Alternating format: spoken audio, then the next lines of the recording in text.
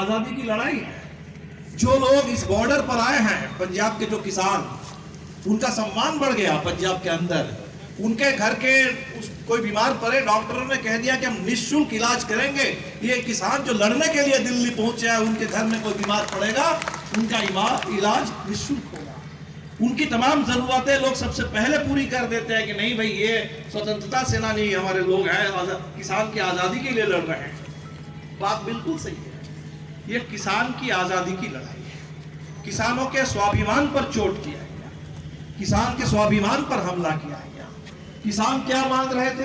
पिछले 4 साल से मंदसौर गोलीकांड के बाद से किसान इस देश में 2 नारे लगा रहे हैं कि कर्जा माफ करो, और जो स्वामीनाथन आयोग ने सिफारिश की है कि खेती में लागत बढ़ गई है, लागत से 1.5 गुनी हमारे लिए न्यूनतम समर्थन मूल्य तय कर दो, और जो मूल्य आपने तय किया उसी मूल्य पर सही समय पर खरीद की गारंटी कर दो।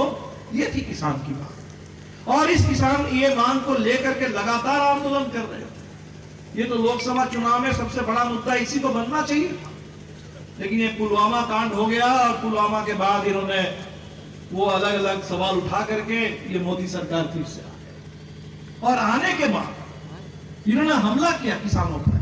किसान जो मांग रहे थे एमएसपी, किसान मांग रहे थे कर्जा मुक्ति, और ये दोनों पर इन्होंने हमला किया। कैसे हमला किया? कि बैंक में आप देख रहे हैं कि बैंक में किसान को तो कर्जा मिलता नहीं है, थोड़ा बहुत मिलता है, और उसके लिए किसानों को परेशान किया जाता है। और किसान क्या, आज हमारी जो बहनें माइक्रो फाइनेंस से थोड़ा बहुत लोन मिल जाता था, थोड़ा थोड़ा लोन है, बहुत ज्यादा नहीं, कुछ 1000 रुपए का लोन होगा। और इस लॉकडाउन के दौर में हमने देखा कि उनको भी परेशान किया जा रहा है कि लोन लौटाओ। और इस देश के जो बड़े पूंजीपति है, उनको तो अरबों खरबों रुपए का लोन मिला हुआ है, और उन पर कभी कोई दबाव नहीं बनाया जाता है कि लोन चुकता करो, और वो कभी भाग जाते हैं और कभी लोन लेकर के इसी पूरे देश के अंदर पूरे ठाट से रह रहे हैं।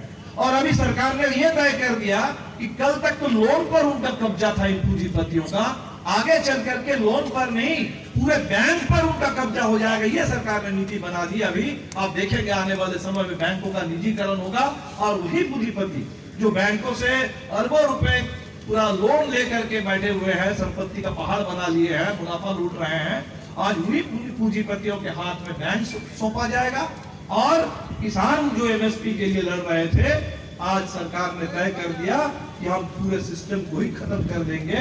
पूरे किसान अब कॉर्पोरेट के हवाले, अदानी अंबानी के हवाले, हिंदुस्तान की खेती। कुछ लोग ये कहते थे कि मोदी जी भ्रष्टाचार क्यों करेंगे, उनका तो कोई परिवार नहीं है, कोई परिवार नहीं है, इसलिए कोई भ्रष्टाचार नहीं करेंगे।